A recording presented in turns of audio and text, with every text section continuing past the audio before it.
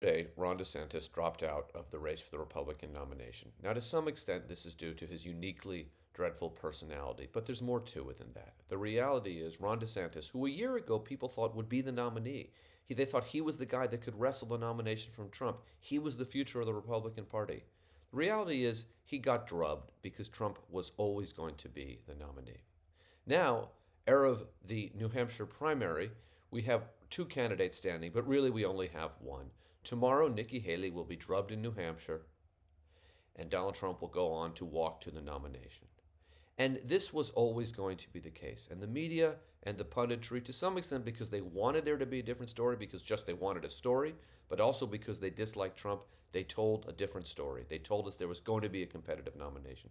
Not everybody. Some people recognized that Trump was always going to be the front runner, but for the most part, the media spent a great deal of time and money during the last year covering a Republican primary that simply never was going to be competitive, rather than more important stories, not least really focusing on both the threat to democracy represented by Donald Trump, really getting into some of the more details of these court cases, and really recognizes and focusing on Donald Trump's increasing mental and psychological deterioration.